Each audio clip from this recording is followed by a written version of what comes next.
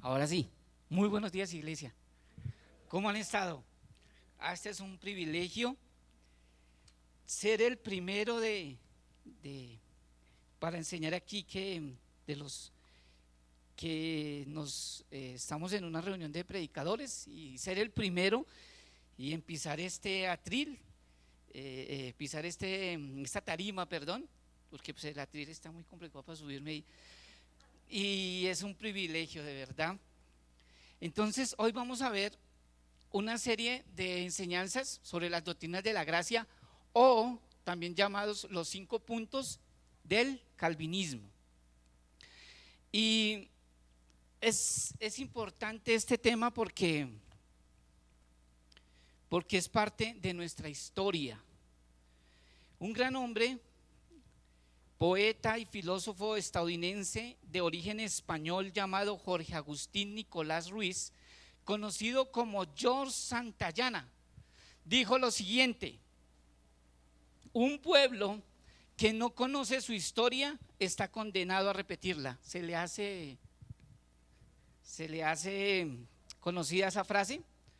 Un pueblo que no conoce su historia está condenado a repetirla. Las doctrinas de la gracia han sido muy polémicas a través de estos 2000 años que tiene la iglesia y ha sido unos debates que han sido trascendentales a través de la historia. Y es importante que como iglesia nosotros sepamos qué son. Y hoy vamos a iniciar. Voy a dar una introducción, ¿sí? Una introducción histórica de las doctrinas de la gracia. Me corresponde a mí dar la primera de los 5 puntos o las 5 doctrinas. Entonces voy a estar presentando una y las otras 4 van a estar otros 4 predicadores muy buenos, eruditos, que van a estar enseñando las otras 4 doctrinas o los 4 puntos del calvinismo faltantes. Entonces, quiero que vayamos a las Sagradas Escrituras en la epístola a los Efesios, capítulo 2, verso 1 al 10. Efesios, capítulo 2, verso 1 al 10. Un alma pura que quiera leernos con voz de ángel, con voz de trompeta, que nos quiera leer capítulo 2 de Efesios, verso 1 al 10.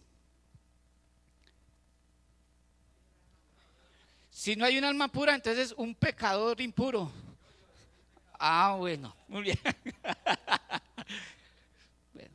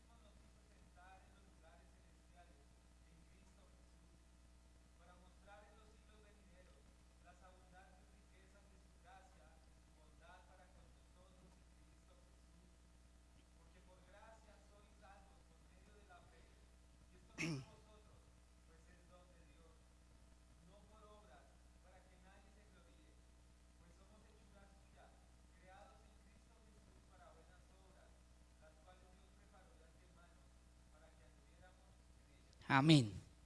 Las doctrinas de la gracia, ¿qué tienen que ver? Pues todo lo que tiene que ver con la gracia, y toda la Biblia es gracia. Usted es salvo, ¿por qué? Por gracia. Usted está aquí sentado por gracia. Usted respira por gracia. ¿Qué nos merecemos nosotros? Diga, el infierno por pecadores. Ayer estaba con una niña que me dice tío, que con mi esposa la llevamos donde mi mamá, y entonces estábamos comiendo y ella, estábamos comiendo pescado y yo le digo, mire, cómete el pescado, pero pilas con las espinas, porque si te pasas una espina se te queda aquí trancada, te mueres y te vas para el infierno. Entonces me dijeron, uy, no le digas así a la niña, porque como estamos en la generación de cristal, entonces a los niños no se les puede mencionar el infierno porque estamos atentando contra los derechos del niño, yo no sé. Y yo le dije, pero hay una solución para no ir al infierno, ¿cuál es? Termine de comer y le cuento. Tenemos que enseñar el evangelio a los niños y no tener tapujos de hablar del infierno, porque ahora como ya no se puede hablar del infierno es pecado. Entonces tenemos nosotros que enseñar todas las doctrinas de la gracia como una historia, y vamos a mirar la historia. ¿Qué vamos a ver en estos 3 domingos? Bueno, 3 domingos que tengo, pero hoy vamos a iniciar. ¿Cómo se originaron las doctrinas de la gracia? ¿Qué enseñan las doctrinas de la gracia? ¿Y qué importancia tiene para la iglesia en nuestros días? Eso es lo que vamos a ver hoy. Y si nos alcanza el tiempo, vamos a ver la introducción de la primera doctrina. Entonces, ¿qué enseñan las doctrinas de la gracia? Enseñan la naturaleza del hombre después de la caída de Adán. ¿Qué pasó con Adán cuando cayó, cuando pecó juntamente con Eva? ¿Qué pasó ahí? Eso enseñan las doctrinas de la gracia. El decreto eterno de elección. ¿Qué es el decreto de Dios? Bueno, no voy a hablar en sí del decreto de Dios, pero las doctrinas de la gracia sí hablan del decreto de elección, lo que todos llamamos predestinación, lo que la Biblia llama predestinación, que la palabra predestinación a veces es innombrable, porque la gente ya como que predestinación, uy, como que yo no creo tanto en eso, pero no es lo que usted crea, sino lo que la Biblia enseña. ¿Qué más? La obra de Cristo en su encarnación, vida, muerte y resurrección. La obra salvífica del Espíritu Santo en los corazones de los hombres y el camino trazado para el cristiano. Eso enseñan las doctrinas de la gracia. ¿De dónde provienen las doctrinas de la gracia? Mire, para poder responder esto, tenemos que ir a 3 debates que fueron cruciales en la historia del cristianismo en estos 2000 años. Y quiero que nos remontemos al siglo IV con un hombre de Dios llamado, ¿cómo? Los estudiosos, los eruditos, ¿cómo se llamaba? Agustín de Hipona, llamado en el romanismo. ¿Sabe qué es el romanismo? El romanismo es la iglesia católica, apostólica y romana. Nosotros decimos la iglesia católica, pero iglesia católica no es la iglesia católica que conocemos, porque la iglesia católica es la iglesia universal. Católico significa universal, sino que ellos tomaron ese nombre, iglesia católica, apostólica y romana, pero para nosotros eso, la iglesia se llama romanismo. Entonces cuando hablamos de romanismo es la iglesia católica tradicional. Entonces, llamado San Agustín. Entonces, San Agustín, en sus postulados, él planteó con base a unos postulados que había colocado un hombre que estaba viviendo en esa época llamado Pelagio.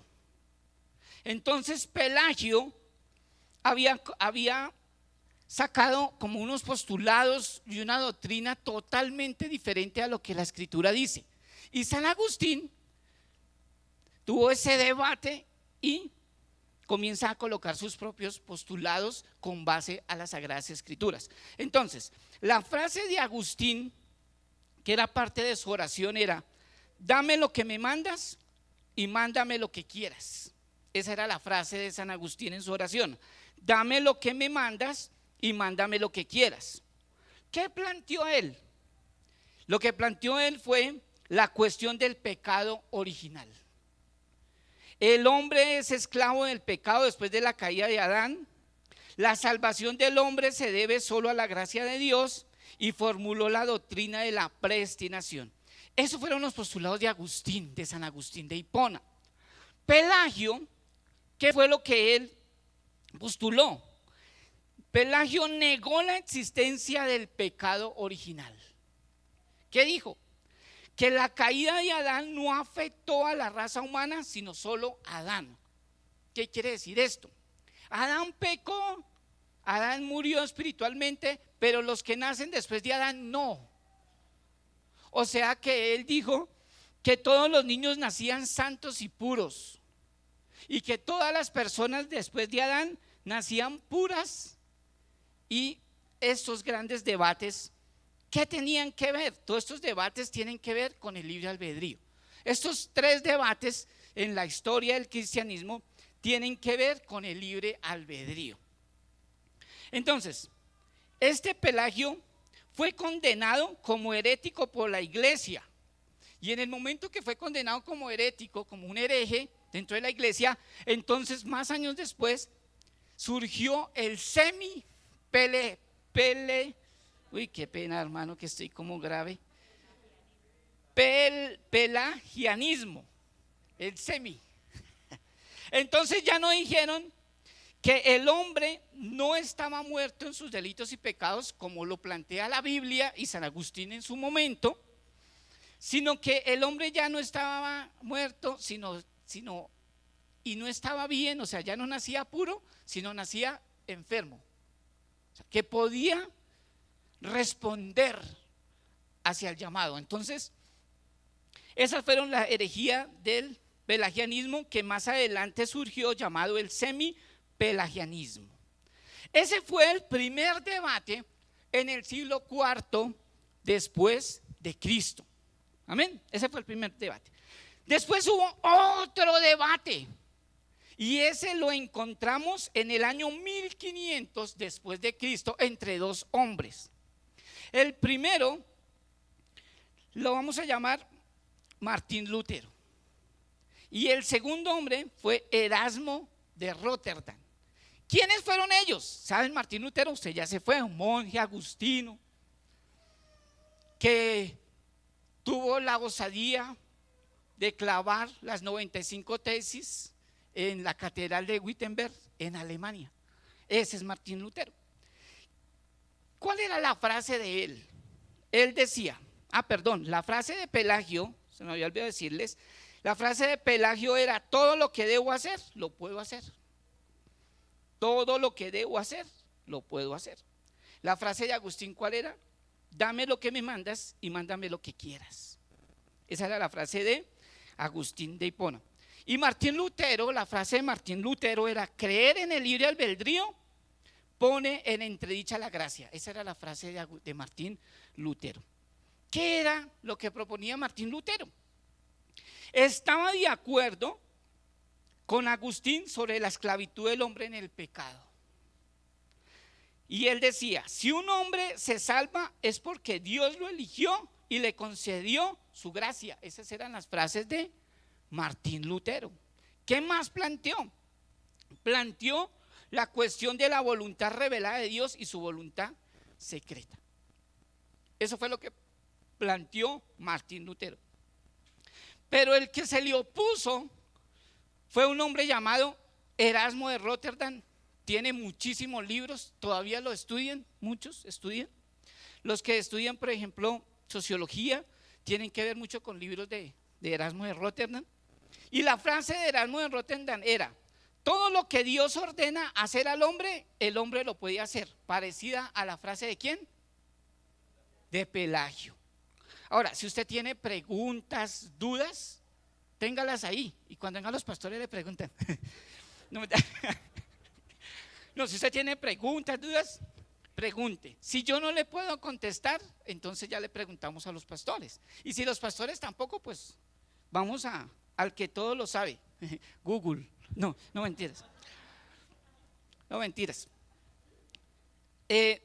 Erasmo de Rotterdam entonces decía: todo lo que Dios ordena hacer al hombre, el hombre puede hacerlo. ¿Qué era lo que planteaba Erasmo de Rotterdam? Y era que tenía que ver todo lo diferente de Martín Lutero en ese debate. Él decía, el libre albedrío tiene fundamento racional y bíblico, decía Erasmo de Rotterdam. El hombre es quien elige a Dios por voluntad propia y no Dios al hombre.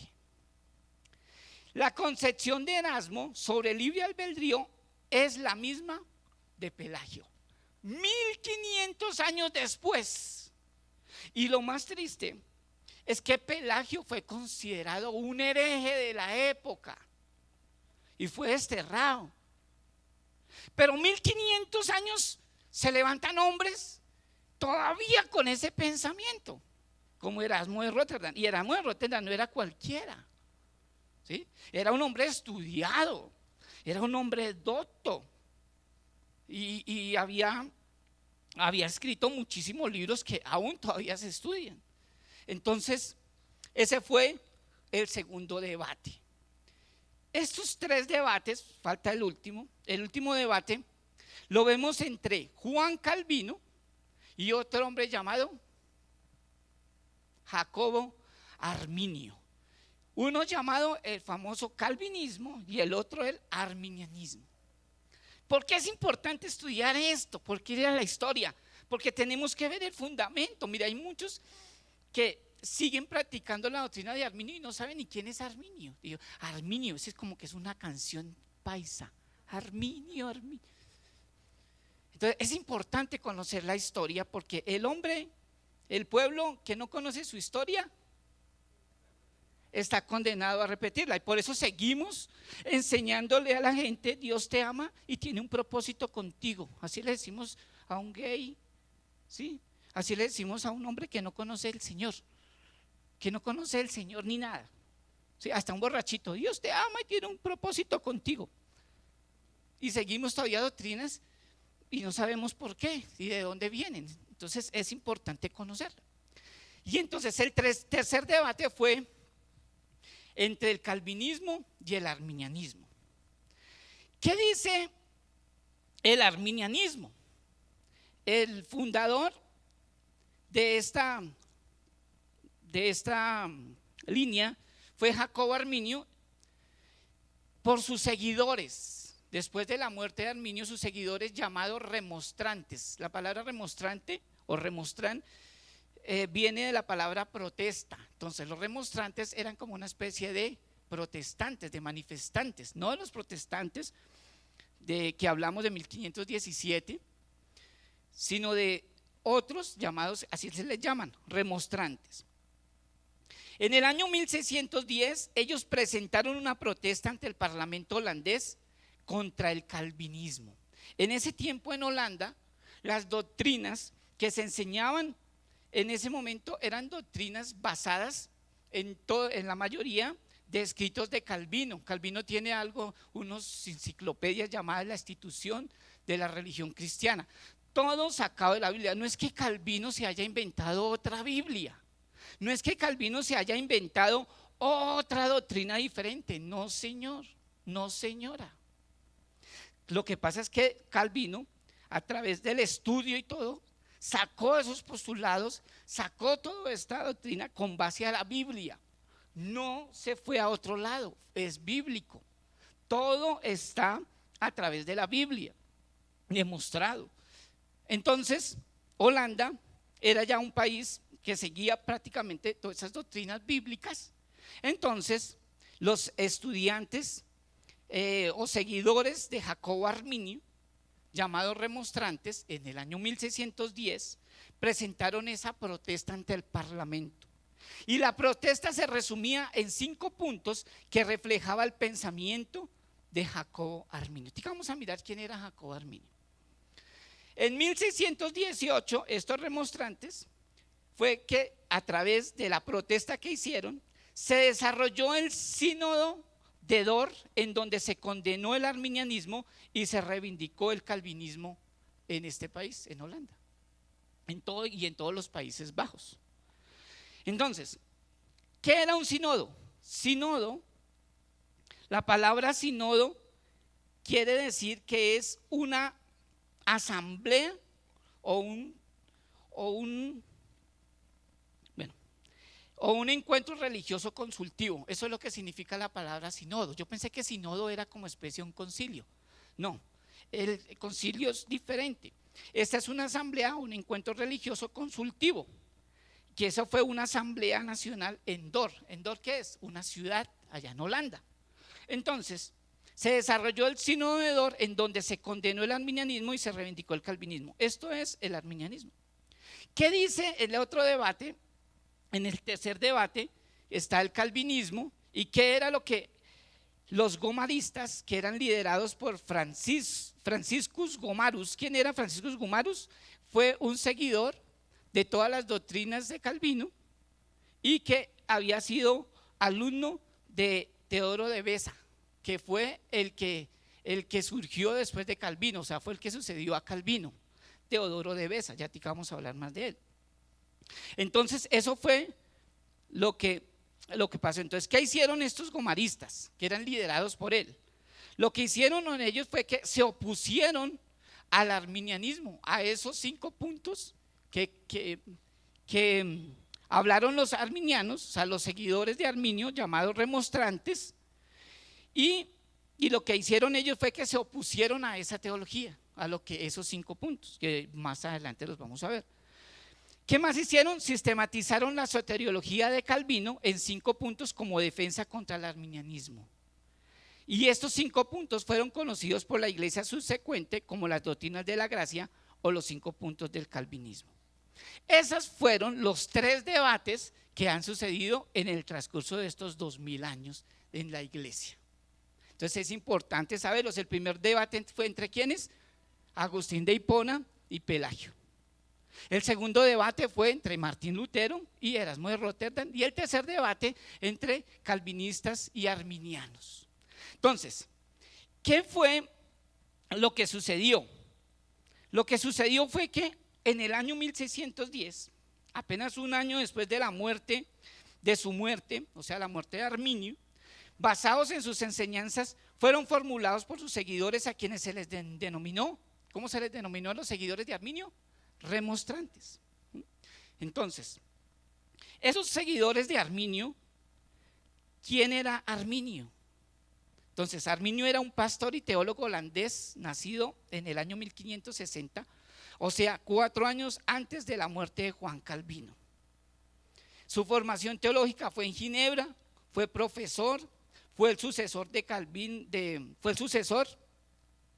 su profesor fue el sucesor de Calvino. ¿Cuál es el sucesor de Calvino? Teodoro de Beza. Ese fue el profesor de Arminio, de Jacobo Arminio. Después que fue ordenado al ministerio, comenzó a tener conflictos con la postura calvinista en lo tocante a la gracia de Dios en la salvación de los pecadores. Él decía que la gracia por sí sola no asegura la salvación de los pecadores.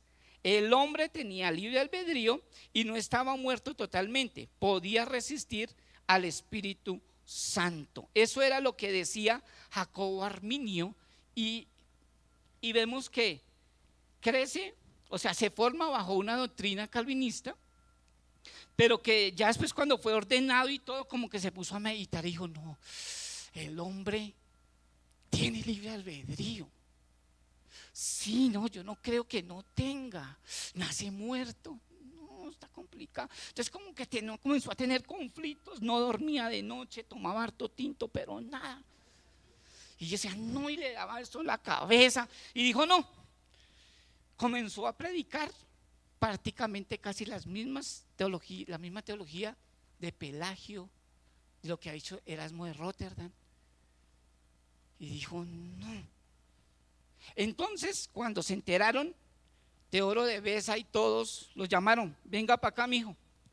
Los llamaron aparte, acogieron los pastores: venga para acá, mijo. Lo que usted está enseñando no es de Dios, eso no lo enseña la Biblia, retrátese. Entonces, como Martín Lutero: no me retrato. Dijo: no, es que yo no creo tanto eso. Entonces, en secreto, comenzó a seguir enseñando su doctrina, parecida con todos los postulados de Pelagio y lo que pensaba Erasmo de Rotterdam. y nunca se quiso retractar. Murió así. Entonces los seguidores de él, de Jacobo Arminio, que se llamaron remonstrantes, comenzaron a enseñar toda esa herejía, enseñar y comenzar a decir: no, el hombre no está muerto, el hombre está vivo todavía, y que el man está vivo. No. Entonces pasaron los años y ya en el año 1610, ¿sí?, estos llevaron al parlamento y dijeron: estos 5 puntos es lo que nosotros creemos, porque Calvino y toda la doctrina calvinista y la doctrina que ustedes están practicando no es de Dios, y eso no es lo que enseña la Biblia. Entonces todos se pusieron: ¿cómo así? Entonces estamos enseñando mentiras. Entonces vamos a hacer una reunión. Y en esa reunión fue convocado el famoso sínodo. ¿Qué es la palabra sínodo? Una asamblea o un encuentro religioso consultivo. Y fue en la ciudad de Dor en el año 1618. Y en ese año, con el propósito de examinar todas las creencias de Arminio a la luz de las Escrituras, el gran sínodo fue convocado por la Asamblea Legislativa de Holanda. Entonces se reunieron y dice la historia, que tuvieron el 13 de noviembre de 1618, y dice que asistieron delegados de casi todas las iglesias reformadas de la época, todos estos doctos, eruditos, y hubo 154 sesiones durante los 7 meses en que se reunió. Y la última sesión se llevó a cabo el 9 de mayo de 1619. Imagínense, 154 sesiones para decir: bueno, vamos a coger estos 5 puntos que nos dan los remonstrantes, ¿sí?, llamada teología arminiana, y vamos a debatir. 154 sesiones, 7 meses reunidos. Eso no fue cualquier cosa, fue algo tremendo. Y entonces comenzaron a estudiar punto por punto, y después llegaron a la conclusión. ¿Y cuál fue la conclusión? La conclusión fue que, habiendo estudiado cuidadosamente los 5 puntos presentados por los arminianos, el sínodo prosiguió a rechazarlos con base en que no eran bíblicos, y formuló en cambio lo que se conoció en la historia como los 5 puntos del calvinismo. Entonces los 5 puntos del calvinismo fueron, o las famosas doctrinas de la gracia, fueron hechas con base a los 5 puntos que habían debatido los arminianos, o sea, los famosos remonstrantes, y por eso fue que sacaron los 5 puntos del calvinismo o doctrina de la gracia. Entonces fueron echados, todos esos remonstrantes fueron echados y sacados. Entonces ellos comenzaron a migrar a otros países a escondidas y siguieron enseñando las doctrinas famosas de Arminio, el famoso arminianismo, y se siguieron, y de ahí salieron de Holanda perseguidos, y llegaron a Alemania, a otros países, a Inglaterra, y de Inglaterra pasaron a Estados Unidos. Y ya después, en el siglo XVIII, hombres de Dios que yo respeto mucho, John Wesley, tomaron parte de esas doctrinas y las siguieron enseñando.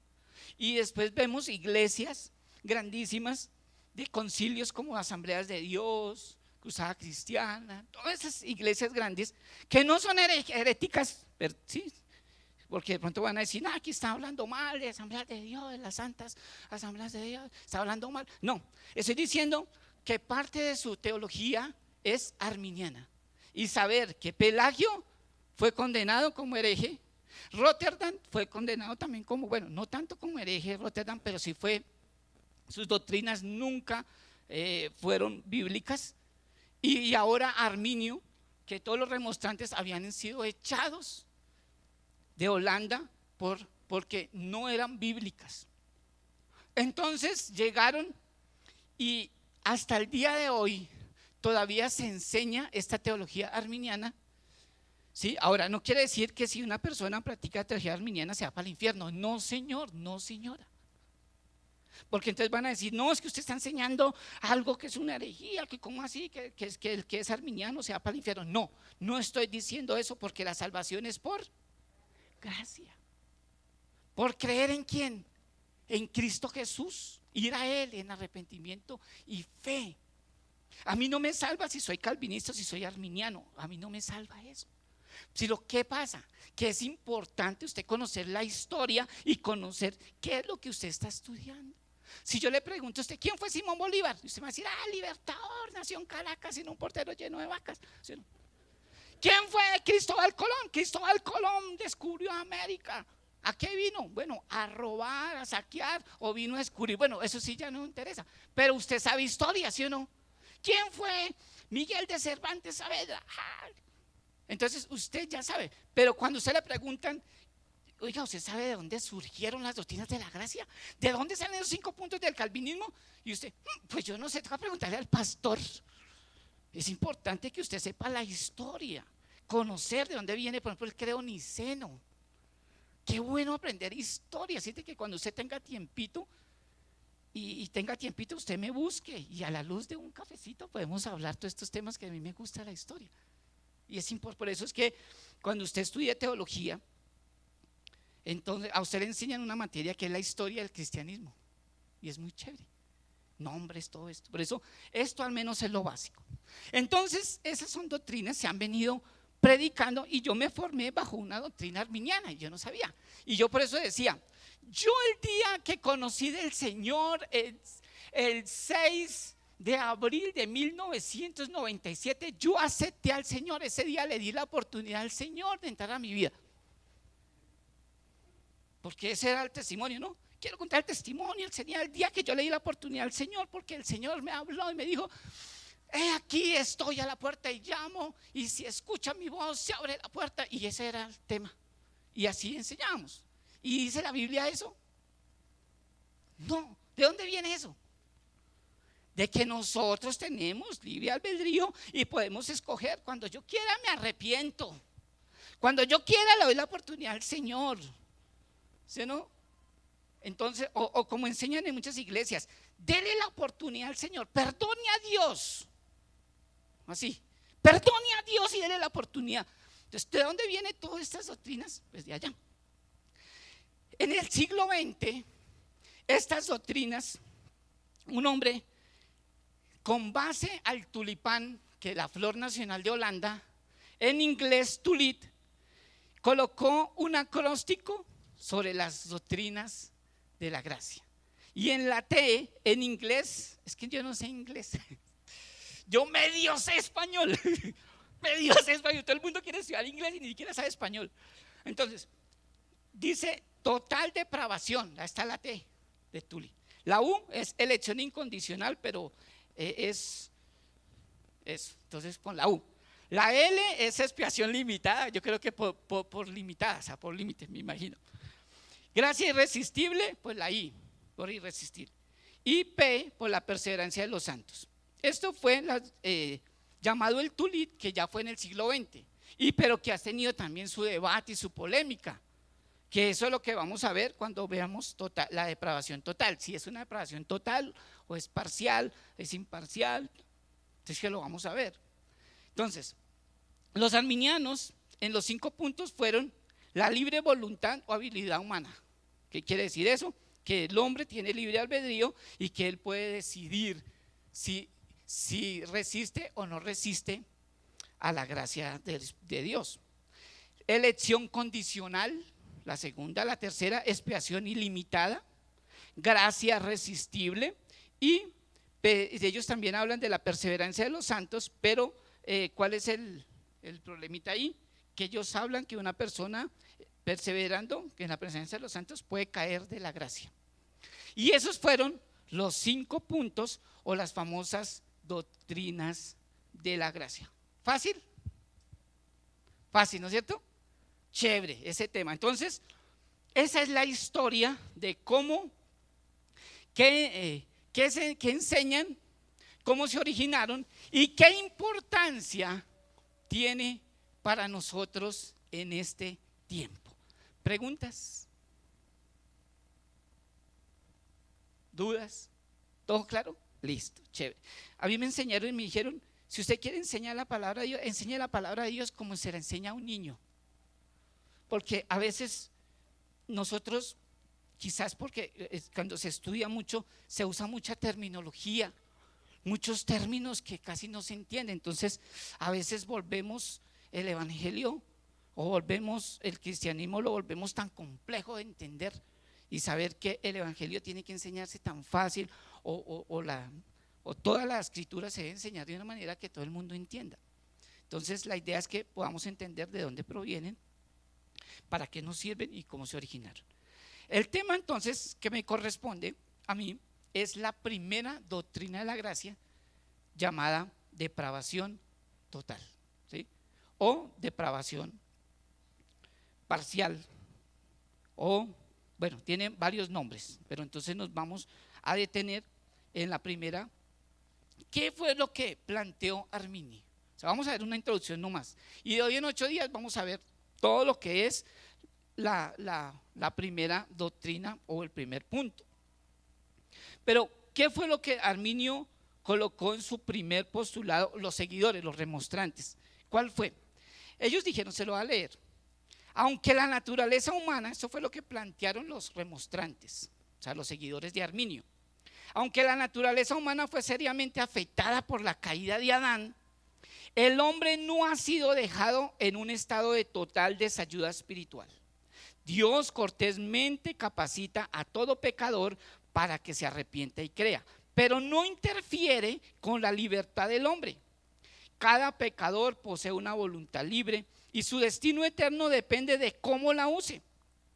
La libertad del hombre consiste en su habilidad para escoger el bien sobre el mal en los asuntos espirituales. Su voluntad no es esclava de la naturaleza pecaminosa. El pecador tiene el poder para cooperar con el Espíritu de Dios y ser regenerado o resistir la gracia de Dios y perecer. El pecador perdido necesita la asistencia del Espíritu, pero no tiene que ser regenerado por el Espíritu antes de que él pueda creer. Pues la fe es un acto del hombre y precede el nuevo nacimiento. La fe es el don del hombre hacia Dios, es la contribución del hombre para la salvación. Esto era lo que creían y ese es el primer punto de los que ellos llevaron al parlamento holandés. ¿Ves? Entonces, ¿está de acuerdo usted con eso? Ya usted mira, yo no le puedo decir, usted tiene que creer en este, tiene que no. Solamente le enseño y usted que tiene libre albedrío puede escoger. No, mentiras. Mire, yo sí creo que el hombre tiene libre albedrío, pero el único libre albedrío que tiene es para pecar, para nada más. O sea, usted tiene libre albedrío para pecar, ¿sí o no? Usted decide en la cama, ¿voy a la iglesia o me quedo? ¿Sí o no? Pero usted no le va a echar la culpa a Dios, usted tiene. Porque hablamos de dos canales, responsabilidad del hombre y la soberanía de Dios. Dios es soberano, pero usted es responsable de sus actos. ¿Ves? Entonces, el hombre tiene libre albedrío, pero para pecar. ¿Listo? Para eso, para nada más. No puede escoger a Dios. Entonces, esto era lo que planteaba el primer punto de los arminianos. Pero que con base a eso, entonces, los seguidores de Calvino, llamados gomaristas, ellos dijeron, no señor, así no es. Y colocaron lo siguiente, con base a ese punto, ellos dijeron lo siguiente: a causa de la caída, el hombre es incapaz por cuenta propia de creer el evangelio para salvación. El pecador está muerto, ciego y sordo. Sí, yo pensé que iba a colocar Shakira aquí, no. El pecador está muerto, ciego y sordo a las cosas de Dios. Su corazón es engañoso y desesperadamente corrupto. Su voluntad no es libre, está en esclavitud a su naturaleza perversa. Por eso no escogerá en verdad él, no puede escoger el bien sobre el mal en el área espiritual. Consecuentemente, toma mucho más que la asistencia del Espíritu para traer el pecador a Cristo. Hace falta la regeneración por medio de la cual el Espíritu hace que el pecador viva y le da una nueva naturaleza. La fe no es algo que el hombre contribuye a la salvación, sino que es en sí parte misma del don de Dios de la salvación. Es el don de Dios para el pecador, no el don del pecador para Dios. Amén. Bueno, vamos a dejar ahí porque el tiempo en televisión es corto. ¿Ves? Entonces, la mente recibe lo que la cola aguanta. Bueno, colóquese sobre sus pies. Oremos y vamos a tomar cafecito con pan. No, perdón, tinto. Padre, en el nombre de Jesús te amo, muchas gracias por ser tan bueno con nosotros, misericordioso. Señor, todo te lo debemos a ti, Señor. Sin ti nada somos ni nada podemos hacer. Hoy reconocemos que somos unos pecadores. Señor, hoy reconocemos que no somos nada delante de ti, Señor, que te necesitamos. Señor, hoy entendemos por tu hermosa palabra, Señor, que si tú nos llamas al pecador, Señor, el pecador nunca podrá ser salvo, Señor, si tú no lo salvas, Dios. Ayúdanos, Señor. Cada día danos sabiduría, entendimiento, abre nuestros ojos espirituales, nuestros oídos, y danos luz cada día y claridad a través de las Escrituras, Señor. Gracias, Señor, por enseñarnos estos temas que son importantes saber, Señor. Y cada día que podamos tener en claro el Evangelio, Señor, que el ser humano en sí no puede salvarse solo, que necesita de un Salvador, Señor. Te necesitamos, mi Rey. En el nombre de Jesús, muchas gracias. Amén y amén. Nos vemos de hoy en 8 días. Dios les bendiga.